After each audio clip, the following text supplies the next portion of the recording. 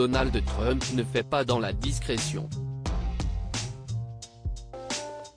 Connu pour ses sorties médiatiques et ses déclarations houleuses, l'ancien président américain s'apprête à faire à nouveau parler de lui. Comme le rapporte l'Express UK, le magnat de l'immobilier dévoilera dans un livre, à paraître ce mardi 25 avril, ses correspondances avec des chefs d'État et des personnalités connues. Parmi elles, ses échanges avec l'ancien Premier ministre britannique David Cameron, la princesse Lady Diana, ou encore le producteur de musique Simon Cowell et même le président russe Vladimir Poutine. Charles III n'est pas épargné. L'époux de Melania Trump a intégré dans son livre la lettre que le roi d'Angleterre lui a écrite en 1995. Un courrier dans lequel le souverain le remercie pour le statut de membre honoraire au centre de villégiature de Mar-a-Lago, en Floride, soulignent nos confrères. Celui qui est encore prince Galles, souhaite à Donald Trump de réussir dans son nouveau club privé ouvert après l'achat d'un manoir que le fils d'Elizabeth II souhaite visiter.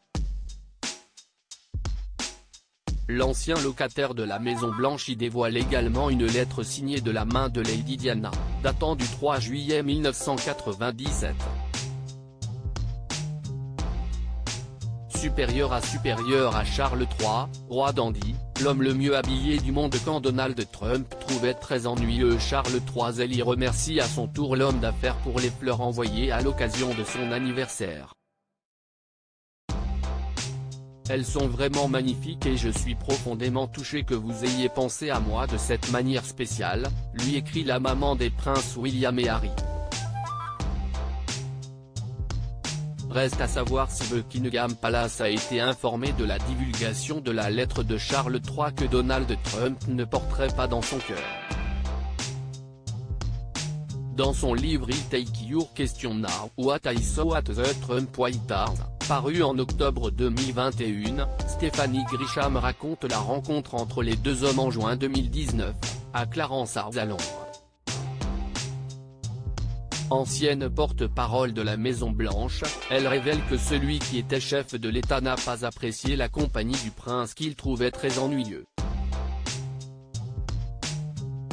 Contrairement à Melania Trump qui aurait passé un moment charmant.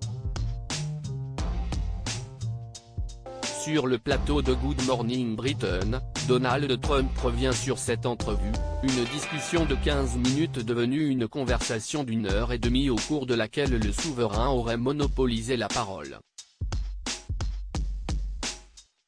Crédit Photo, agence.